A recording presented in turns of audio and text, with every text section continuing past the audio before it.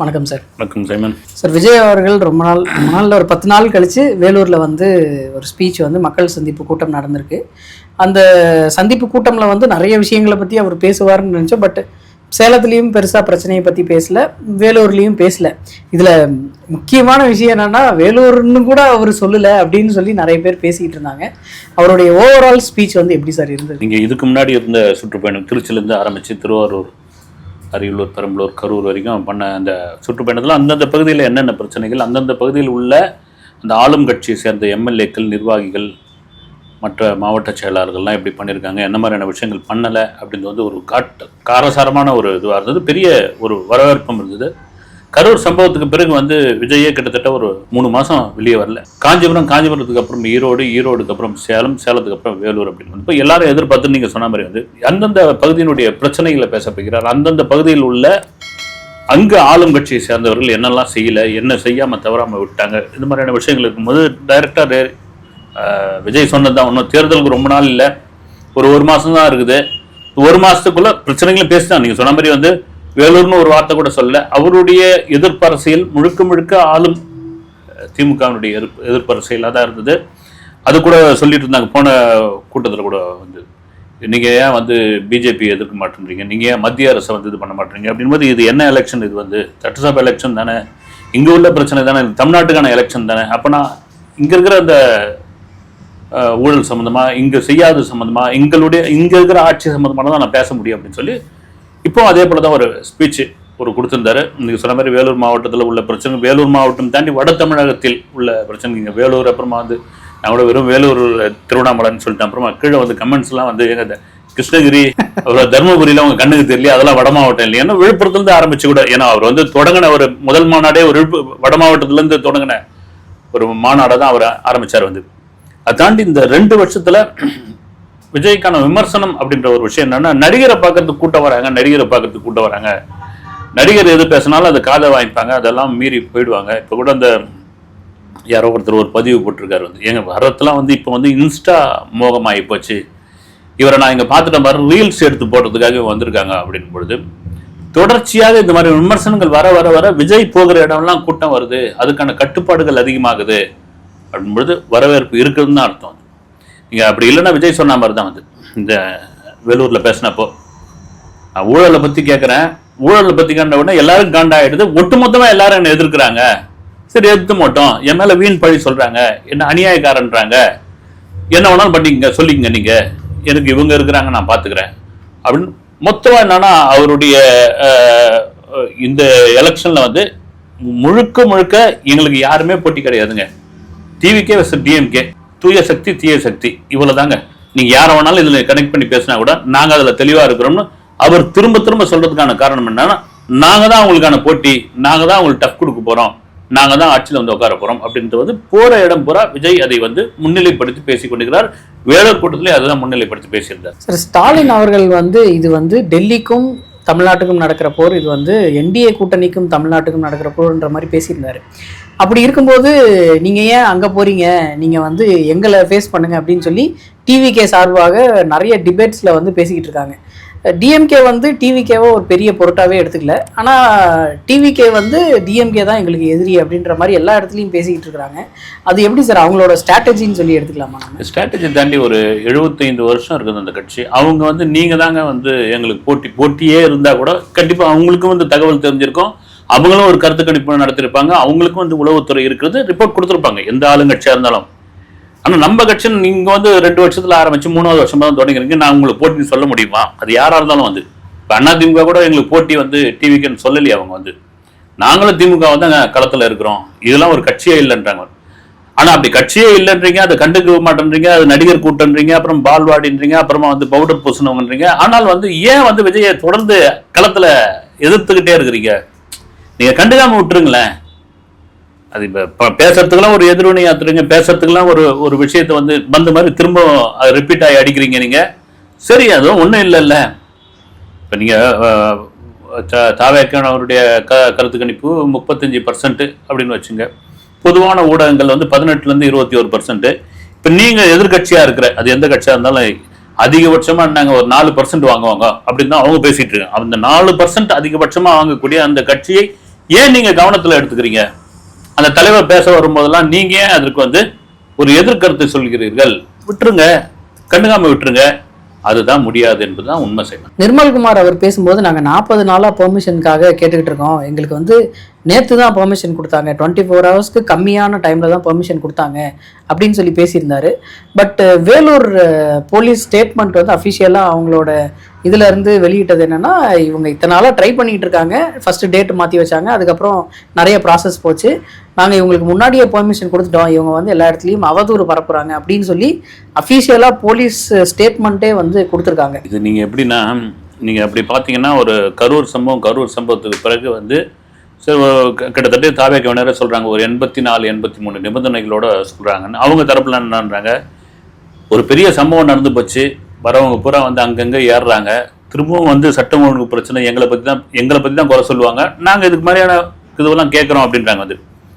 ஆனால் தொடர்ச்சியாக விஜய் பேசும்போது கூட சொல்லியிருந்தாரு, மற்ற கட்சியெல்லாம் ஃப்ரீயாக போய் பிரச்சாரம் பண்ணுறாங்க, மற்றவங்களாம் வந்து ஈஸியாக நீங்கள் வந்து பர்மிஷன் கொடுக்குறீங்க, எங்களுக்கு மட்டும் ஏன் இவ்வளோ பெரிய அழுத்தம் கொடுக்குறீங்க அப்படின்ற ஒரு விஷயம் 2 பேர் தரப்புலையும் இருக்குது அப்படின்பொழுது, இப்போ நீங்கள் நியாயப்படுத்தி பேசும்போது 2 பேருக்கும் ஓகே தான்ப்பா, போலீஸ் என்ன பண்ண முடியும்? அவங்களுக்கு என்ன இன்ஸ்ட்ரக்ஷன் கொடுக்குறாங்களோ அதை தான் செய்ய முடியும். இதுலேயே 5000 பேருக்கு பெர்மிஷன் வாங்கியிருந்தாங்க, பட் 15000 பேருக்கு மேலே வந்துட்டாங்க, இருந்தாலும் நாங்கள் வந்து அவங்களுக்கு பாதுகாப்பு கொடுத்தோம் அப்படின்னே ஸ்டேட்மெண்ட்ல வந்து உள்ள அரங்கத்துக்கு வெளியே இருந்திருப்பாங்கன்னு நினைக்கிறோம். அது அரங்கத்துக்குள்ள பார்த்தீங்கன்னா அது அந்த QR கோடு வச்சு தான் 4900 பேருக்கு தான் அந்த பாஸே கொடுத்துருக்காங்க. பட் ஒன்றும் பண்ண முடியாது, ஏன்னா அவங்க தன்னிச்சையாக முடிவு எடுக்க முடியாது, வந்து இன்ஸ்ட்ரக்ஷன் கொடுக்குறது தான். அதை மீறி வந்து சில சமயம் வந்துடும் போது என்ன பண்ண முடியும், வந்து இவங்களுக்கு தாவேக்காவினருக்கு எப்படியாப்பட்ட அழுத்தம் அப்படின்னு பொதுவாகவே இருக்கும். வந்து என்ன பண்ணாமல் ஒரு பர்மிஷன் வாங்கிறதுக்கு இவ்வளோ தூரம் இது பண்ண வேண்டியதாக இருக்குது. ஒட்டுமொத்தமாக என்னென்னா, விஜய் களத்துக்குள்ளே ரொம்ப ஃப்ரீயாக வந்துடக்கூடாது அப்படின்ற ஒரு விஷயம் இருக்குது, களத்துக்குள்ளே வந்துடக்கூடாது அப்படின்னு. அதை தான் விஜய் வந்து வேலூரில் ஒரு பெரும் இதுவாக வந்து பேசியிருந்தார். வந்து நான் மட்டும் எவ்வளோ பெரிய அழுத்தம் கொடுக்குறீங்க, நான் என்ன பண்ணிட்டேன், நான் உங்களுக்கு வந்து ஏன் வந்து எனக்கு இவ்வளோ பெரிய நெருக்கடி நீங்கள் கொடுத்துக்கிட்டு இருக்கீங்கன்ற கேள்வி வந்து ஒரு நியாயமான கேள்வியாக இருக்குது. சார், இப்போ விஜய் அவர்கள் வந்து வேலூரில் பேசும்போது இந்த மாதிரி நான் ஆட்சிக்கு வந்தால் ஒரு கிராமத்துக்கும் வருவேன் அப்படின்னு சொல்லி பேசியிருந்தாரு. பட் இப்போ வந்து அது சாத்தியம் இல்லாமல் இருக்கா? ஏன்னா அவர் வந்து 10 நாளைக்கு ஒரு தடவை தான் வெளியே வந்து பேசுகிற மாதிரி இருக்குது, அது ஒரு 2 நாளைக்கு ஒரு தடவை, இல்லை ஒரு 3 நாளைக்கு ஒரு தடவை அந்த மாதிரி. ஏன்னா எலெக்ஷன்றது ரொம்ப பக்கத்தில் வந்துடுச்சு, பெர்மிஷன் விஷயங்கள்ல எல்லாமே சீக்கிரமாக முன்கூட்டியே முடிவு பண்ணி அந்த ஷெட்யூல் கரெக்டாக போட்டு 3 நாளைக்கு ஒரு தடவை தலைவர் வெளியே வந்து பேசுகிற மாதிரி ஒரு ஃபிக்ஸ் பண்ணிட்டாங்கன்னா மக்களுக்கு வந்து அடிக்கடி விஜயை பார்த்த மாதிரியும் இருக்கும். ஆனால் இவர் வந்து நான் ஆட்சிக்கு வந்தப்பறம் தான் நான் எல்லா கிராமத்துக்கும் வருவேன் அப்படின்றது ஏற்புடையதாக இருக்குது. இல்லைங்க, இப்போ நிறைய ப்ராக்டிக்கலாக நம்ம வந்து உட்காந்து பேசும்போது ஈஸியாக பேசிடலாம். நான் கூட ஒரு தாவேக்கா முக்கிய நிர்வாகிகிட்ட பேசும்பொழுது வந்து, ஆனால் உள்ள களத்தில் வந்து பார்த்தா தானே தெரியும், சொல்லிடலான்னு நான் கூட அங்கேருந்து பார்க்கும்போது தெரியும். என்ன வந்து ஒரு போன மீட்டிங்கில் ஏன் நீங்கள் பந்தல் போடல, இதே ஊடகங்கள் தான் கேட்குறாங்க, போன மீட்டிங்கில் ஏன் நிற்க வச்சுருந்தீங்க, அந்த பந்தல் போடாது நிற்க வச்சுக்கிங்க, அந்த சூழ்நிலைக்கு அது வந்து சாத்தியம் இல்லைன்னு முடிவாயிடுச்சு. அதன் பிறகு பந்தல் போடுறது, அது நிற்க இது பண்ணுறது, இருக்க இது பண்ணுறது, அதை மாரி வர்றது. இப்போ பாருங்கள், நீலாங்கரை வீட்டிலேருந்து கிளம்பி விஜய் வராரு, ஆன் ரோடு தான், வேற ஃப்ளைட்டில் போக முடியாது, 4.5 மணி நேரம் இங்கேருந்து வேலூர் தாண்டி பள்ளிக்கொண்டா, அங்கேருந்து பைக்கில் ஃபாலோ பண்ணுறாங்க. வந்து முன்னும் பின்னும் சைட்லையும் ஒன்றுமே பண்ண முடியல. இதுக்கு என்ன பண்ண முடியும்? வந்து இதெல்லாம் ஒரு காரணமாக காட்டுறாங்க. நீ மீடியா, சோசியல் மீடியா பெரிய அளவில் வளர்ந்துருச்சு. வந்து விஜய் எந்த இடத்துல எது பண்ணாலும், ஒரு இடத்துல காரை நிறுத்தி இன்னொரு இதுல ஏறாரு, முன்னாடி ஏறி உட்கார்ந்தாரு, அதை பார்த்தீங்கன்னா முண்டி அடிச்சுன்னு வராங்க, அதை ஒரு வைரல் ஆக்கி விடுறாங்க. வந்து அப்ப என்னன்னா, ஒரு கண்கொத்தி பாம்பா வந்து விஜய் வந்து கவனிச்சுட்டு இருக்காங்க போது இந்த மாதிரி நெருக்கடிகள், இந்த மாதிரி பர்மிஷன் விஷயங்கள் இதெல்லாம் இருக்கும். வந்து அவ்வளவு சீக்கிரம் அந்த அனுமதி, அவ்வளவு சீக்கிரம் ஒரு கூட்டம் நடத்துறது சாதாரண விஷயம் கிடையாது. வந்து நீங்க சாதாரண ஒரு நான் எதுவாக சொல்ல, ஒரு சாதாரண ஒரு கட்சி ஒரு திருமுனை கூட்டங்கள் நடத்துக்குள்ள அவங்களுக்கு விழிப்புதிங்கி போயிடும் அது. ஆனால் இவ்வளவு பெரிய கூட்டம், அதுவும் இங்கிருந்து கிளம்பி சாரசாரையா வராங்க, செல்ஃபி எடுக்கிறாங்க, இது பண்றாங்க, அந்த வேனை சுத்தி வராங்க, வராதிங்கப்பா நீங்க திரும்ப சொல்லும் போது வந்துகிட்டு இருக்காங்க அப்படின்னா, இதன் பிறகான அந்த பர்மிஷன் விஷயத்துல கண்டிப்பாக நிபந்தனைகள் இருக்கும். அதுதான் விஜய் வந்து என்ன ஆயிடுது, 234 தொகுதி நான் போகலாம், உங்களை வந்து பார்க்கலாம்னு நினைச்சா அது சாத்தியம் இல்லைன்னு போது, நான் ஆட்சிக்கு வந்துட்டா கிராமமா வரேன். நாம கூட பேசியிருந்தோம், வந்து விஜய் எம்ஜிஆர் ஃபார்முலாவை கையில் எடுத்திருக்காருன்னா, எம்ஜிஆருடைய மிகப்பெரிய ஹிட் ஃபார்முலா எதுன்னா, அந்த ஏழை தொழிலாளி, அந்த கடைசி கிராமத்தில் இருக்கக்கூடிய அந்த மனிதன், அந்த குடிசையில் இருக்கக்கூடிய அவன்கிட்ட போய் நின்று நான் எம்ஜிஆர் வந்திருக்கிறேங்கன்னு சொல்லும்போது அவனுடைய மகிழ்ச்சி எவ்வளவு பெரிய மகிழ்ச்சியா இருக்கும். அதுதான் எம்ஜிஆருக்கான சக்சஸ்ன்னு.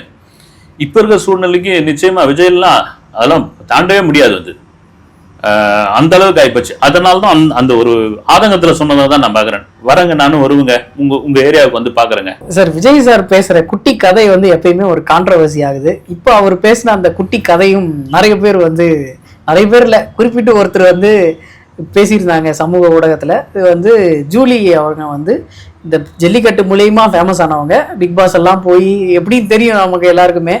அவங்க வந்து இந்த மாதிரி எப்படி நீங்க பேசலாம் அப்படின்னு சொல்லி கேட்டிருந்தாங்க. அதாவது 50 500 ஆக்கிடாதீங்க அப்படின்னு ஒரு பெரிய அலிகேஷனை வந்து வச்சிருந்தாங்க.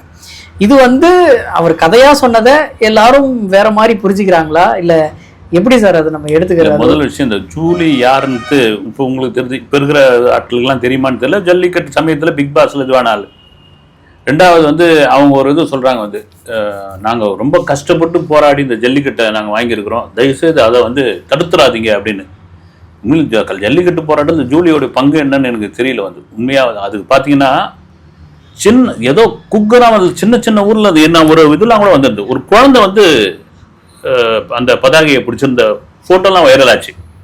அவங்களாம் தானே காரணம். அது இதுக்கிடையில் பார்த்தீங்கன்னா இதெல்லாம் வச்சு ஒரு தன்னை வந்து ஃபேமஸ் ஆக்கிடுது வந்து.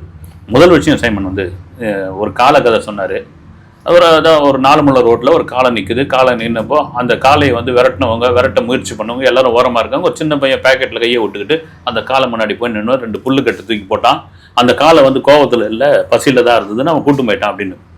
ஆச்சா, ஜல்லிக்கட்டு காளை வந்து உங்கள் ஆட்கள் எல்லாம், அதாவது விஜய் தொண்டர்கள், விஜய் ரசிகர்கள்லாம் வந்து எங்கெங்கெல்லாம் ஜல்லிக்கட்டு காளை நிற்குதோ அங்கெல்லாம் போய் புல்லு கட்டு போட போகிறாங்க அப்படின்னா, அந்த ரசிகர்களையும் அந்த தொண்டர்களையும் இவங்க வந்து திட்டமிட்டு கேவலப்படுத்துறாங்களா? இவங்க இது மாதிரியான ஆட்கள் தான் அப்படின்னு. ரெண்டாவது, ஜல்லிக்கட்டுக்கே இவங்க தான் இந்த ஜூலி தான் வந்து ஏதோ பிராண்ட் அம்பாசிடர் மாதிரி வந்து ஒரு பேச்சு வந்து ஒரு பக்கம் வந்து. ரெண்டாவது, ஜல்லிக்கட்டு காளைன்னு வந்து ஏதோ ரோட்ல வேற மாடுன்னு நினைச்சிட்டாங்க பொழுது வந்து. அது எவ்வளவு பெரிய விஷயம் வந்து. அதுவும் இது மாதிரி வட மாவட்டங்கள்லாம் கிடையாது வந்து. தென் மாவட்டங்கள்ல குறிப்பாக வந்து மதுரை, அலங்காநல்லூர், பாலமேடு மாதிரியான பகுதிகள் வந்து அதில் ஒரு வீட்டில் ஒரு அவங்க குடும்பத்தில் ஒரு உறுப்பினராக அதை வளர்க்குறாங்க வந்து. போகிற போக்கில் ஜல்லிக்கட்டுலாம் அப்படி போய் இது பண்ணிட்டு முடியுமா? அவ்வளோ ஜல்லிக்கட்டு இங்கே இருக்குதான்னு உடனே 50 500 மாற்றிடாதீங்க அப்படின்னு. இதெல்லாம் என்னன்னா, தன் கவனத்தை ஏதாவது ஒரு பக்கம் திருப்பணும். விஜயை பற்றி ஏதாவது ஒன்று நீங்கள் சொல்கிற மாதிரி தான் அது. எது பேசினாலும் அதில் ஏதாவது லாஜிக் இருக்கா, அதில் ஒரு அர்த்தம் இருக்கிறா? ஒன்றுமே இல்லை வந்து. இதெல்லாம் வந்து இது பேசவே கூடாது. இப்போ என்னன்னா, இது இப்படி பேசுறதுக்காக தான் இப்படி பேசுறதுலாம் நம்ம பேசுறோம் பாருங்க. இப்போ யாரும் நம்பாலும் இப்போ இந்த ஜென்சி கிட்ஸ்னா ஜூலி யார், பிக் பாஸ் ஜூலி யாருன்னு போய் அடிச்சு தேடுற வைக்கிறதுக்காக இதெல்லாம் ஒரு டெக்னிக். இதெல்லாம் கடந்து அப்படி போயிட்டே இருக்கணும். சார், விஜய் அவர்கள் வந்து அந்த மீட்டிங்ல பேசும்போது அவர் வந்து கொஞ்சம் பாஸ் விட்டு நடந்து போயிட்டு வந்து திரும்ப ஆக்ரோஷமா பேசினாரு. அந்த விஷயம் எல்லாமே ஏதோ ஒரு பேப்பர்ல எழுதி கொடுத்தது, அந்த நடந்து போயிட்டு வரணும் அப்படின்றத கூட எழுதி கொடுத்துருக்காங்க அப்படின்னு சொல்லி ஒரு பேப்பர் வந்து ஒரு ஸ்கிரிப்ட் பேப்பர் சர்க்குலேட் ஆகிட்டு இருந்தது. அது இவர் பேசுறதுக்கு முன்னாடி ரிலீஸ் ஆயிருந்துச்சுன்னா அதை கூட நம்ம நம்பலாம். ஆனால் இவர் பேசினதுக்கு அப்புறம் யாரோ டைப் பண்ணி அதை பிரிண்ட் எடுத்து போட்டோ எடுத்து போட்ட மாதிரி தான் எனக்கு தெரிஞ்சது.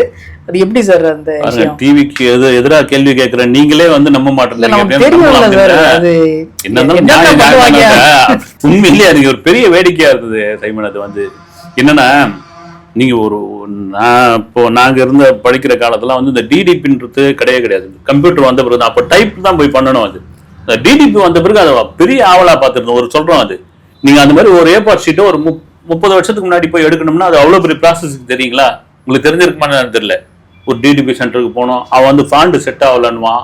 அதுக்கப்புறம் பிரிண்ட் அவுட் எடுக்கும்போது அந்த ஃபாண்ட் எல்லாம் உடையும். நான் சொல்றது அப்ப ஆரம்ப கட்ட காலத்துல அப்படி ஒரு வேலை இருந்தா கூட சரி, இதை தயார் பண்ணி வச்சிருந்தாங்க. இது யாருமே மற்றவங்க தயார் பண்ண முடியாதுன்னு. நீ ஏஐ எடுத்து நம்ம போட்டோவே எடுத்து வீடியோ விடுறானுங்க வந்து ஏஐல என்னென்ன வித்த காமிச்சிட்டு இருக்காங்க. எங்கேயும் சொன்ன மாதிரி அந்த மீட்டிங் பேசுறதுக்கு முன்னாடி அந்த ஷீட் வந்திருந்தா கூட பரவாயில்ல, பேசின பிறகு அதை வச்சு பாத்தியா ஸ்கிரிப்ட், இங்க கையை தூக்கும், அங்கு கேப் இடும், இங்கே வந்து மூக்கை சொரியும் அப்படிலாம் போட்டுக்கிட்டா இதுவும் விஜய் மேல் உள்ள காட்டுதான். இதுவும் விஜய் மேல் உள்ள காட்டுதான். அது விமர்சனமா வந்துகிட்டு இருக்கு. விஜய் அவர்களுக்கு வந்து என்ன கொடுத்தாலும் பிரச்சனை இல்ல, அவர்கிட்ட இருந்து என்ன வாங்கினாலும் பிரச்சனை அப்படின்ற மாதிரி ஆயிடுச்சு. அந்த வரிசையில ஒரு மாலையை போட்டிருக்காங்க. அந்த மாலைக்கு இவ்வளவு பிரச்சனையா, மாலை போட்டதுக்கு 7 வருஷம் ஜெயிலா அப்படின்ற மாதிரி பேசிக்கிட்டு இருக்காங்க.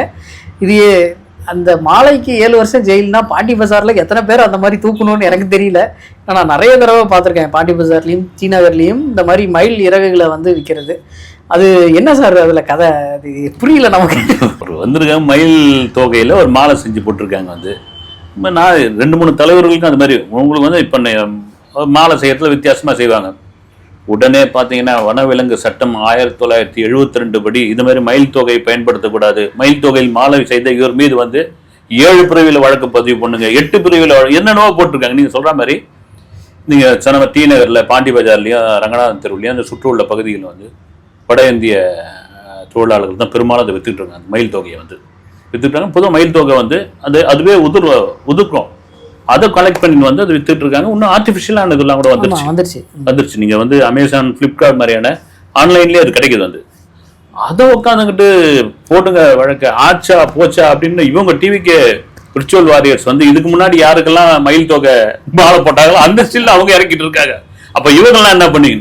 இது என்னன்னா ஏதாவது ஒரு காரணம் கூட சொல்லுவாங்கல்ல ஊர்ல, ஏதோ தின்னா பித்தம் தெளின்ற மாதிரி என்ன காரணம் சொன்னா இவரை அடிக்க முடியும் இந்த நபரை அப்படின்ற அளவுக்கு ஆயாச்சு. வந்து இந்த எலெக்ஷன் வரைக்கும் அப்படிதான் இருக்கும். வந்து அது நிறைய வேடிக்கைலாம் பார்க்க வேண்டியதா இருக்கும். சார், அவர் விஜய் அவர்கள் பேசின ஒரு சில விஷயங்கள் வந்து நம்ம கேட்கும் போதே நமக்கு வந்து, நீங்க அரசியலுக்கு முன்னாடி வரும்போது உங்களுடைய சொத்து மதிப்பு சொல்லுங்க, அரசியலுக்கு வந்த அப்புறம் உங்களுடைய சொத்து மதிப்பு சொல்லுங்க, அது அந்த தைரியம் இருக்கா அப்படின்னு சொல்லி கேட்டிருந்தாரு. அது வந்து எல்லா அரசியல்வாதிகளுக்கும் பொருந்தும் இல்லை சார். அது வந்து ஆளும் கட்சியை தாண்டி எல்லாருக்குமே அந்த விஷயம் வந்து பொருந்தும் இல்லை சார். நம்ம பொதுவாக தான் கேட்டிருக்காரு. வந்து நீங்கள் வந்து 250 கோடி சம்பளம் வாங்கினா நீங்கள் ஏன் விட்டுட்டு வந்தீங்க அப்படின்னு ஒரு கேள்வி கேட்குறீங்க. 250 கோடி தாண்டி நீங்கள் சம்பாதிக்கிறதுக்கு தானே இங்கே வந்திருக்கிறீங்க. 250 கோடி விட்டு வந்துங்கன்னா இது அரசியலில் ஒரு 1000 கோடி கிடைக்கும் தானே வந்திருக்கிறீங்க. இந்த மாதிரி விமர்சனங்கள் நீங்கள் வைக்கும்போது, ஏன் வந்து இவ்வளோ சம்பாதிச்சிருக்கிறேன் அப்படின்னு சொல்லும் பொழுது, நீங்கள் அரசியலுக்கு வராதுக்கு முன்னாடி என்ன சொத்து மதிப்பு இருந்தது அதை வெளியிடுங்க, அரசியலுக்கு வந்த பிறகு இப்போ என்ன சொத்து மதிப்பு இருக்குங்க, உங்களால் தில் இருக்குதான்னு ஒட்டுமொத்தமா எல்லாரையும் தான் கேட்கும். அது சாத்தியப்படவே படாது. வந்து ஆனா கேள்வி நியாயமான ஒரு கேள்வி தானே. வந்து சார், அவர் வந்து கொஞ்சம் வாக்குறுதிகள் மாதிரி ஒரு சில விஷயங்கள் சொன்னாரு, அதை வாக்குறுதிகளா எடுத்துக்கலாமா சார்? ஏற்கனவே நான் காஞ்சிபுரத்துல பேசுனதே பெரிய வைரல் ஆச்சு. வந்து காஞ்சிபுரத்துல பேசுனது வந்து 19 ரூபா பேசுனா வந்து எல்லாருக்கும் வந்து ஒரு வீடு இருக்கணும், ஒரு கார் இருக்கணும், பைக் இருக்கணும், குடும்பத்துல ஒருத்தர் வந்து பட்டதாரியா இருக்கணும், பார்ப்பா அவர் வந்து வீடு தராராம், கார் தராராம் அப்படின்ற மாதிரி எடுத்துக்கணும். இப்போ ஏற்கனவே தேர்தல் அறிக்கையினுடைய ஒரு பகுதியை லீக் பண்ணியிருக்காருன்னு கூட சொல்லலாம், இல்லை ஒரு பகுதியை வெளியிட்டிருக்காருன்னு கூட சொல்லலாம். சார், அதில் முரணா இருந்த ஒரு சில விஷயங்கள்ல இந்த யூபிஎஸ்சி ரிலேட்டடாக அவர் பேசியிருந்தார். இங்கே இருக்க ஐபிஎஸ் ஐஏஎஸ்ல 50 விழுக்காடு வந்து பெண்களுக்கு இடஒதுக்கீடு மாதிரி கொடுப்போம் அப்படின்ற மாதிரி பேசியிருந்தாரு. அது பாசிபிளா சார்? ஏன்னா யூபிஎஸ்சின்றது ஸ்டேட் கவர்மெண்டோட கண்ட்ரோலில் கிடையாது. பட் இருந்தாலும் நாங்கள் வந்து 50% கொடுப்போம் அப்படின்றது அது ஒரு ரொம்ப முரணா எல்லாருமே பார்க்கல. நாங்கள் சென்ட்ரல் கவர்மெண்ட்டுக்கு அழுத்தத்தை கொடுப்போம். நாங்கள் நீங்கள் கொடுங்க, நீங்கள் மற்றவங்களாம் பேசுகிறீங்கல்ல சரிசமமாக கொடுங்கன்னு நாங்கள் வந்து கேட்போம். நாங்கள் இங்கே நாங்கள் சட்டம் போடுவோம் அப்படின்ற ஒரு விஷயம் தான். வந்து ஓகே, நீங்கள் எல்லாத்துலேயும் சரிசமன்னு சொல்லும் பொழுது அதை நாங்கள் கேட்கும் போது கேட்கறது தானே. வந்து அப்போ சமயத்தில் மத்திய அரசு இருக்கும்போது கேட்குறோம். சார், இப்போ இவங்க வந்து 26ல் வந்து பெருமாறியான வித்தியாசத்தில் ஜெயிக்கிறாங்கன்னு வச்சுக்கிட்டாலும், அடுத்து வந்து சென்ட்ரல் கவர்மெண்ட் கூட இவங்க வந்து ஏதாவது ஒரு கூட்டணி வைக்கணும் இல்லை சார்? யாராவது ஒருத்தர் கூட இவங்க சேரணும், காங்கிரஸ் கூடயோ இல்லை என்டிஏ கூட்டணி கூடயோ இவங்க சேரணும். அப்படி இருக்கும்போது நாங்கள் சென்ட்ரல் கவர்மெண்ட் பாலிடிக்ஸை பற்றியே பேச மாட்டோம் அப்படின்னும் போது இவங்களோட ஸ்டாண்டு என்னன்றது நமக்கு தெரியல சார். இல்லை அது அந்த அர்த்தத்தில் சொன்ன மாதிரி எனக்கு தெரியல சைமன். என்னன்னா இப்போ நடக்கிறது வந்து சட்டசபை தேர்தல். நீங்கள் ஒரு டெல்லி அரசியல் பேசுங்க, இந்திய அரசியல் பேசுங்க அப்படின்னா அதுக்கான நேரமே இப்போ கிடையாது. ரொம்ப குறுகிய நாள் தான். நான் தமிழ்நாட்டு அரசியல் தான் பேசுவேன், தமிழ்நாட்டில் உள்ள அரசியல்வாதி பற்றி தான் ஆகணும், இங்கே உள்ள ஊழல் பற்றி பேசுவேன், இங்கே உள்ள வாக்குறுதிகளை செய்யாததை பற்றி நான் சொல்லி ஆகணும். வேண்டி நான் வந்து டைவெர்ட் பண்ணி பேச விரும்பலை. நான் வந்து அந்த அரசியலுக்குள்ளே போகலை. ஒருவேளை வந்து நாடாளுமன்ற தேர்தல் நடந்ததுன்னா நான் பேசுறேன்னு தான். இது இப்போ நான் பேசவே மாட்டேன், எனக்கு சென்ட்ரல் கவர்மெண்ட் தேவையில்லைன்னு அவர் வந்து எங்கேயும் சொல்லலை. ஓகே சார், அடுத்த வீடியோவில் சந்திப்போம் சார். நன்றி. வணக்கம்.